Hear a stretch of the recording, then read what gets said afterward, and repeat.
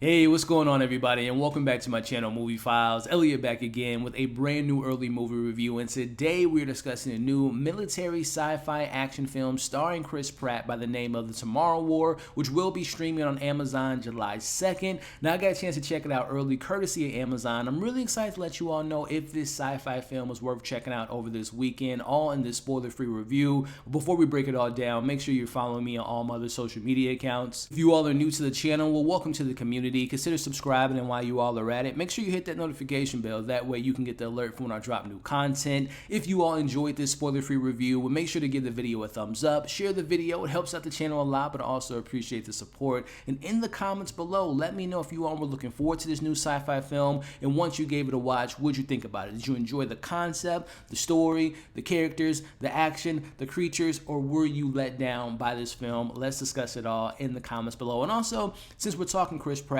what is your favorite Chris Pratt role? Is it Star-Lord? Is it him in the Jurassic Park universe? Let me know that in the comments below. So this is my type of sci-fi concept. Now, this movie to me is what I love about sci-fi. And particularly, this is a military sci-fi. This is a subgenre within the sci-fi realm. And it's this concept, man. And this is where I want to kind of start off with this review, starting off with just the positives.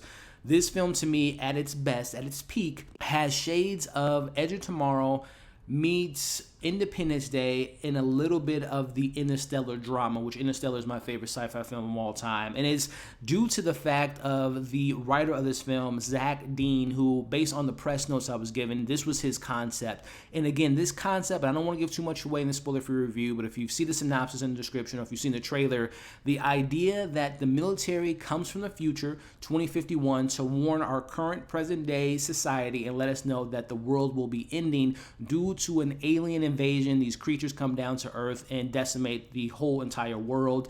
So they have to draft ordinary people to save the world. So that concept to me is just so cool. And the trailer really kind of gives you that idea of what the film has to offer. And speaking of trailer, by the way, I have to shout this out because I always mention trailers give away way too much.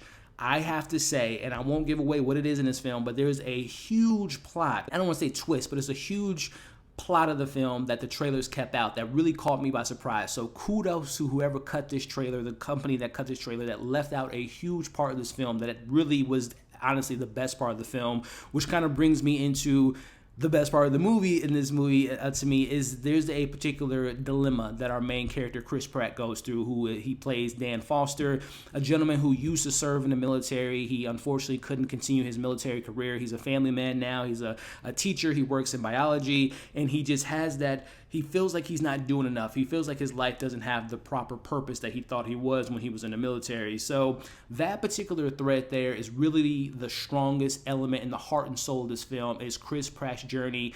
The sci-fi is cool. We'll talk about that here in a bit, but it's the story of this father, this husband, this son who has his own issues with his dad, played by J.K. Simmons, who was so great in this movie and should have been in a lot more than what he was. But that's really the heart and soul of the film, is seeing Chris Pratt. He wants to save the world for his family and has to save the future to protect his family. And it's this dilemma: do I stay home to protect my family here and potentially, obviously know that the future is going to end and the whole world's going to end? Or do I go into the future, be drafted by the military to save the world and potentially die, end up losing my family? So there's a really interesting concept there in regards to what would you be willing to sacrifice to protect your present and also your future. So that's really kind of the coolest aspect of this film. And there's definitely some, Chris Pratt, let's just stick on Chris Pratt for a bit, who I'm a fan of Chris Pratt ever since seeing him as Andy in, Parks and Rec, and seeing him transition to movies, whether it be, Wanted, small role in that film, Moneyball,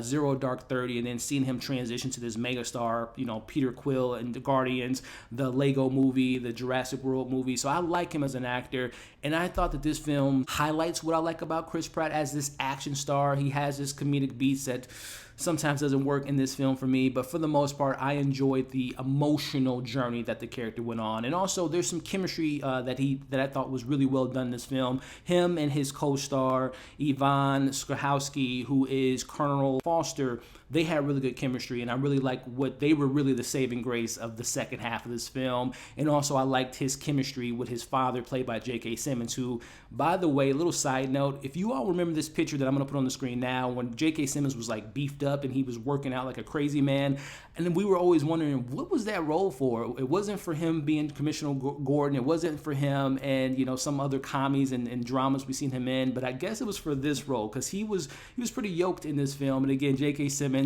as Dan Foster's father, and his whole dilemma with him and his dad was, I love J.K. Simmons, and he's not in it enough, but he's in it at a particular part of the film that really kind of gives you a lot of J.K. Simmons moments. So I really like his chemistry with Yvonne as well as J.K. Simmons. And there are some moments in the film that I want to kind of point out without giving away too much.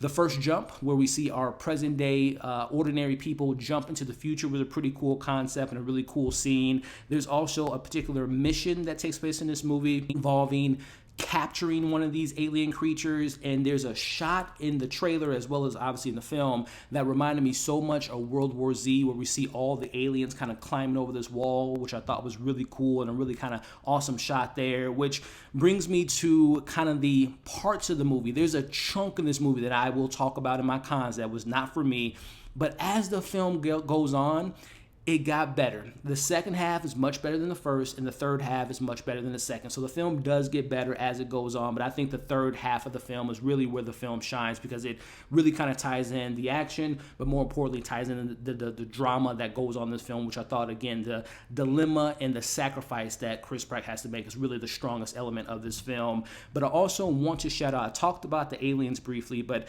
Ken Bernathy, who was the designer of the aliens, which they went by the name of White Claws.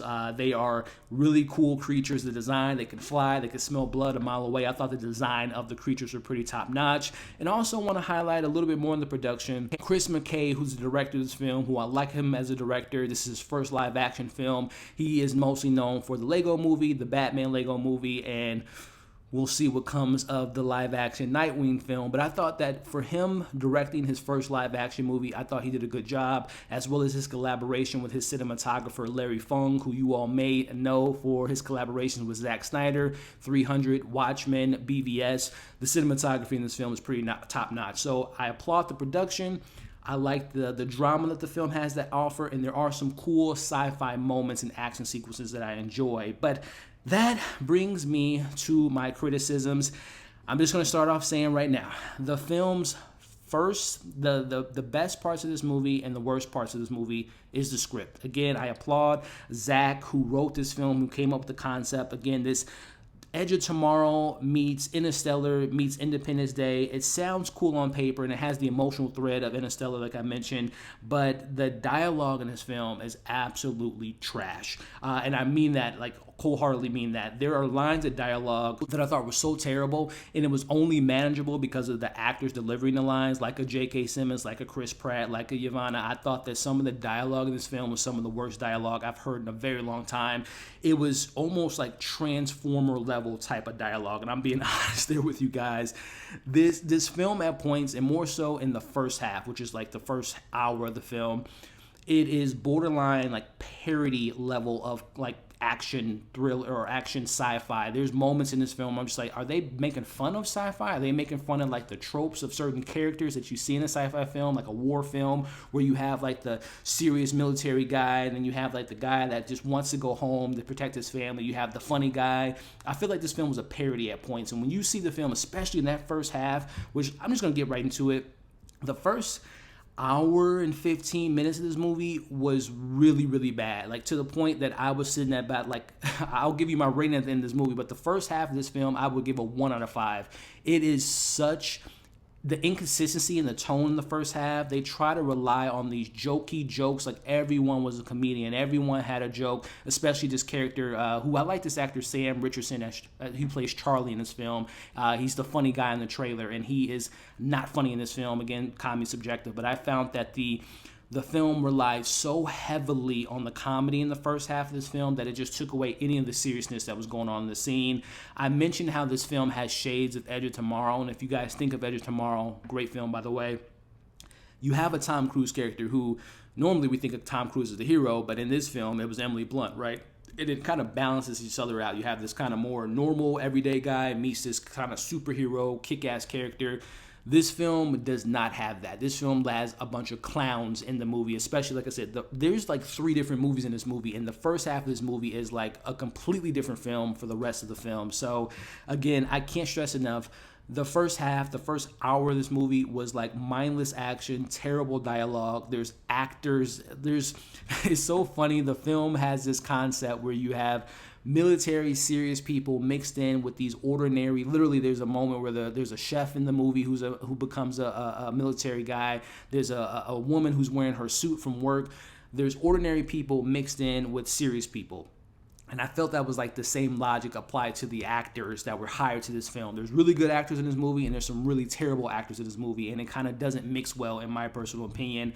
I can't stress enough how inconsistent the tone of this movie is, especially in that first half. But I can go on and on and on. Again, I mentioned how I like Chris Pratt and the emotional beats, but this film to me is like how I feel about Chris Pratt as an actor. He seems so cool. He seems like a nice guy, and I apply that to the film. It's a cool concept. It looks cool. It's an action sci-fi film, but I can't take the film seriously, and I feel that way about Chris Pratt at times. Like, I can't take Chris Pratt seriously. Like, I think him as Star-Lord is like a perfect role for him. It's like just enough seriousness, just enough jokiness, and it's a perfect character in my opinion. And they try to apply that logic to the film where it's like, we're trying to be cool, we're trying to be serious, but we're trying to be funny at the same time, and it just didn't mix well for my personal taste. And the film has so many cliches, has so many tropes. We got to kill the one alien to take them all out. We got to save humanity. We have the family drama. There's so many tropes that this film relies on, and I can go on and on and on. Again, I don't want to turn this into a rant, but that first half and some of the stuff in the second half is just like some of the worst sci-fi I've seen in a very long time in regards to just the dialogue and what's going on screen.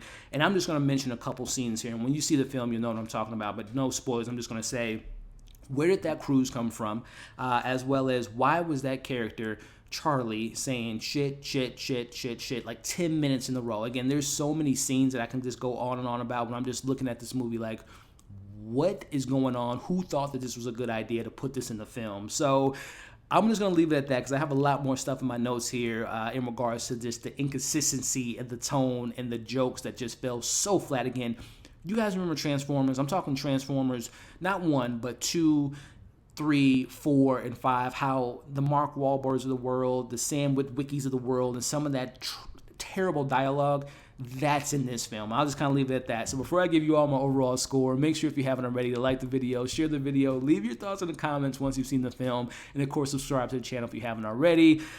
With all that being said, overall, the Tomorrow War, again, I can't stress enough, has elements of Edge of Tomorrow concept, the action of kind of a Independence Day, and the emotional thread of Interstellar, but it doesn't meet any of those high points of the film. It's just the concept is really what carried me in this movie.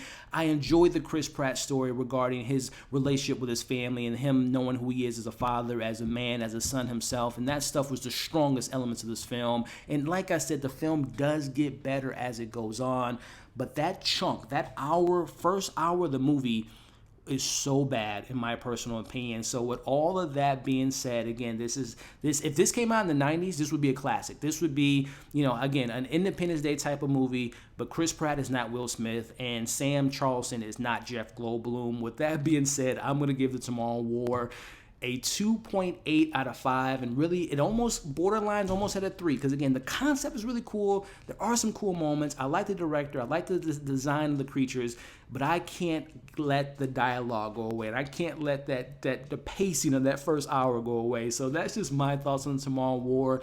Let me know what you all thought of it once you've seen it. Your pros, your cons, your favorite moments, your least favorite moments. Let's have some dialogue about it in the comments section. So as always, guys, thank you for watching this review. If you stuck around to the end, again, make sure to like, share, comment, subscribe, hit the bell. That way you don't miss any other content. Hope you all are having a great day, and we'll see you in the next video.